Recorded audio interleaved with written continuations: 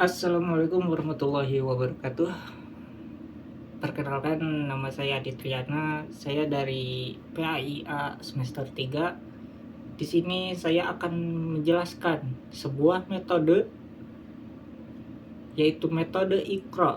Di mana metode Iqra ini asal dari kata qoro'a.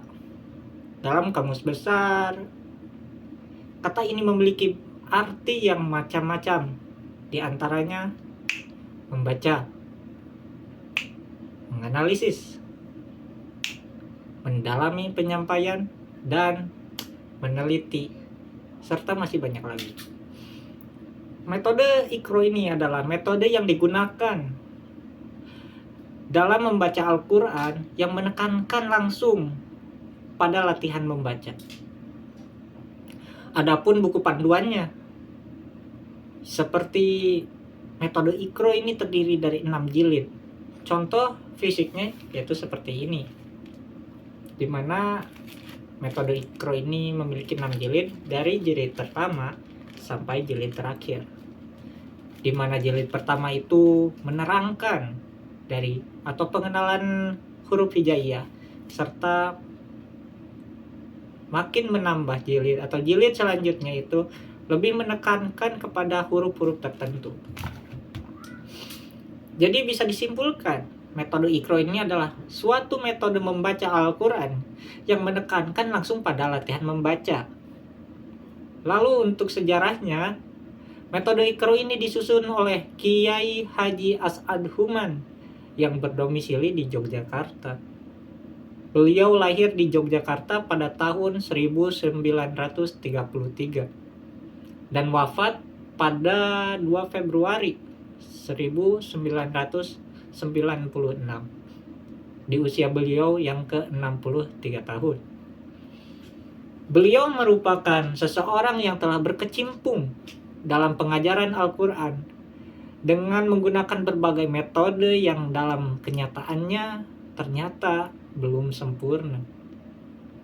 Maka atas dasar pengalaman beliau yang cukup lama dan permintaan serta desakan dari berbagai pihak, maka berkat insya Allah kerja keras dan bantuan berbagai pihak tersusunlah buku Iqra ini. Buku Iqra ini sendiri diterbitkan oleh Balai Litbang LPTO Nasional atau Tim Tadarus AMM Yogyakarta. Buku Iqra ini terdiri dari 6 jilid yang disusun secara praktis dan sistematis tentunya, sehingga memudahkan bagi setiap orang yang belajar dan mengajarkan membaca Al-Quran dalam waktu yang relatif singkat. Dengan demikian, metode Iqra ini sudah dipikirkan secara matang. Mungkin sebelum diterbitkan, karena penyusun buku Iqra ini ingin menyelamatkan ribuan bahkan jutaan orang dari buta huruf Al-Quran dengan menggunakan metode yang praktis dan sistematis ini, serta untuk memudahkan setiap orang yang membacanya, karena dimulai dari yang paling mudah sampai ke paling sulit. Dan hingga saat ini dalam belajar membaca Al-Quran, karena metode ini sudah tidak diragukan lagi oleh seluruh umat Islam dalam pembelajaran membaca Al-Quran.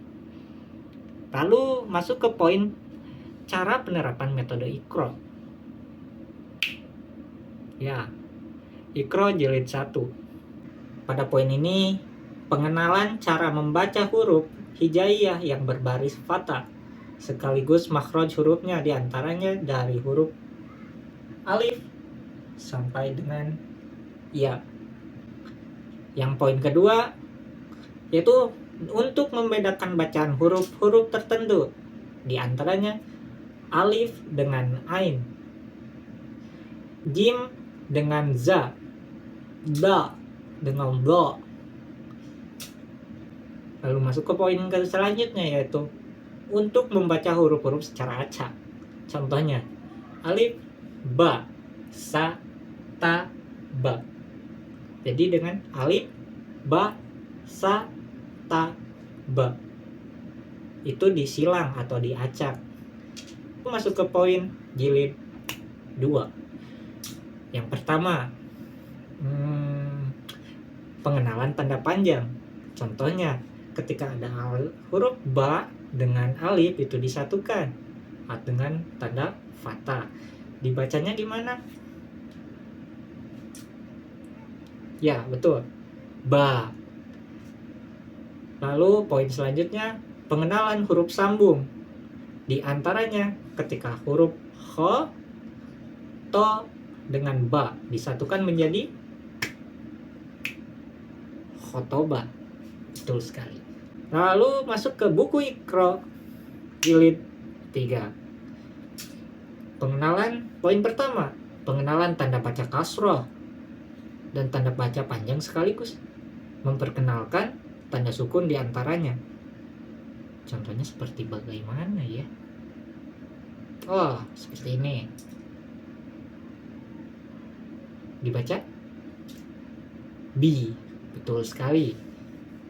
Poin kedua, pengenalan tanda baca domah dan tanda baca panjang. Contohnya seperti apa kawan-kawan? Ya, seperti ini. Ini dibaca? Ya, betul sekali. Bu. Langsung masuk ke jilid selanjutnya, yaitu jilid 4. Dimana di jilid 4 ini sudah beragam. Contohnya pengenalan tanwin, pengenalan nun dan mim sukun, lalu pengenalan huruf qalqalah. Kita masuk ke poin buku Iqra jilid 5, dimana ini sudah terdapat ada kesulitan tersendiri, tetapi kita jika usaha insya Allah akan dipermudah. Yang pertama, pengetahuan bacaan waqaf. Apa itu waqaf? Ya betul, itu tanda bacanya. Di antaranya abada, atau cara pemberhentiannya gimana gitu ya. Lalu pengenalan bacaan 5-6 harokat, di antaranya walau dolin.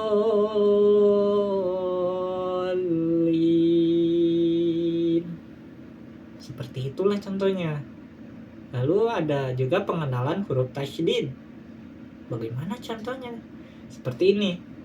In. Nah, itu ada penekanan pada huruf nun dan ada tanda tasydid. Betul sekali. Contoh lainnya, summa, itu ada tasydid di huruf mim. Masuk ke poin buku Iqra jilid 6. Nah, buku Iqra jilid 6 ini merupakan jilid terakhir dari metode Iqra ini. Lalu di dalamnya terdapat poin pengenalan nun sukun atau tanwin bila bertemu huruf waw dibaca dengan, ya betul sekali, dengung. Bagaimana cara pembacaannya? Mungkin seperti ini. Miwahidi. Lalu masuk ke poin selanjutnya, yaitu pengenalan nun sukun atau tanwin bila bertemu dengan huruf ba seperti nun mati di antaranya. Bagaimana cara pembacaannya? Seperti ini. Mim ba di situ ada huruf nun bertemu dengan ba. Contoh pembacanya mim ba di. Seperti itu kawan-kawan. Pengenalan nun mati atau tanwin bertemu dengan huruf yang 15, maka dibacanya samar-samar. Bacanya disamarkan. Seperti ini contohnya. Angtum. Di mana ada nun bertemu dengan ta. Nun mati bertemu dengan ta, kita baca samar. Contohnya angtum. Nah, seperti itu. Lalu poin terakhir, pengenalan bacaan huruf-huruf qalqalah yang bertasydid bila diwaqafkan. Contohnya tabbat yada abi lahabi wa tab. Seperti itu. Mungkin segitu. Itu adalah dimana Buku Iqra Jilid 6 ini lebih menekankan kepada hukum-hukum bacaan Al-Quran, yang diantaranya pengenalan 4 hukum wajib, yaitu idgham, izhar, ikhfa, dan iqlab. Lalu ada satu tambahan lagi, yaitu qalqalah. Betul sekali. Poin selanjutnya, kita masuk ke poin kelebihan dan kekurangan metode Iqra. Adapun kelebihan penggunaan metode Iqra ini dalam kepasihan membaca Al-Quran, diantaranya poin pertama, adanya buku modul yang mudah dibawa, dilengkapi dengan beberapa petunjuk teknis pembelajarannya bagi guru serta pelatihan dan pendidikan guru, agar buku Iqra ini dapat dipahami dengan baik oleh guru. Jadi sebelum mengajarkan kepada murid, tentunya guru itu harus paham dulu metode Iqra ini. Contohnya seperti ini. Ini harus dikuasai oleh guru sebelum disampaikan kepada murid. Mungkin begitu pada poin pertama. Langsung kedua, bisa disingkat oleh kita, yaitu CBSA atau cara belajar siswa aktif. Siswa diberikan contoh huruf yang sudah diberi harokat sebagai pengenalan di lembar soal. Setiap memulai belajar, siswa dituntut untuk mengenal huruf hijaiyah tersebut. Bersifat privat atau individual. Setiap siswa menghadap guru untuk mendapatkan bimbingan langsung secara individual. Jika pembelajaran terpaksa dilakukan secara kolektif, maka guru akan menggunakan buku Iqra klasikal. Jadi di poin 2 ini, yaitu lebih menekankan cara belajar siswa aktif itu seperti apa. Lalu di mana siswa itu diberikan lembar soal yang terdapat huruf-huruf hijaiyah yang diberikan fathah, kasrah, dan dhamma, itu dibaca oleh siswa tersebut. Masuk ke poin 3. Menggunakan sistem asistensi. Siswa yang lebih tinggi belajarnya dapat membantu menyimak siswa lain yang lebih rendah. Meski demikian, proses kelulusan tetap ditentukan oleh guru melalui ujian. Pada poin ketiga ini, yaitu menggunakan siswa asistensi itu seperti apa? Seperti ketika ada satu siswa yang sudah paham atau yang sudah lancar membaca Iqra tersebut, itu bisa membantu siswa-siswa lain dalam pembelajaran membaca Iqra tersebut. Nah, tetapi tetap nilai kelulusan itu dipegang oleh guru tersebut. Begitu kawan-kawan. Adapun kekurangan metode Iqra diantaranya, nomor 1, di dalam metode Iqra, bacaan-bacaan tajwid dikenalkan hanya sedikit dan tidak mendalam. Lalu poin kedua, tidak dianjurkan menggunakan irama murattab. Yang ketiga, tidak ada media belajar. Mungkin itu adalah beberapa kekurangan metode Iqra, di antaranya seperti yang sudah saya sebutkan. Nah, untuk kesimpulannya, mungkin untuk kesimpulannya dari metode ini atau metode Iqra ini, kita bisa menyimpulkan bahwa metode dari jilid pertama, dari mulai pengenalan huruf hijaiyah sampai di mana kita diperkenalkan hukum-hukum tajwid seperti iqlab, ikhfa, idgham, dan qalqalah, itu sudah tercantum dimulai dari jilid 4 sampai ke 6. Lalu ya, kesimpulannya seperti tadi yang sudah dijelaskan. Ini bisa menjadi referensi bagi kita sebagai pendidik untuk terus semangat dalam mengajarkan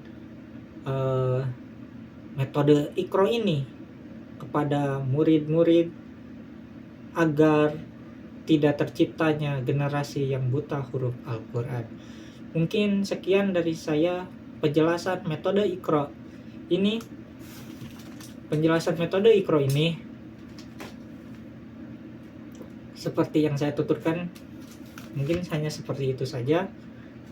Kurang atau lebihnya saya mohon maaf. Saya undur diri dan saya Adi Triana. Terima kasih. Wassalamualaikum warahmatullahi wabarakatuh.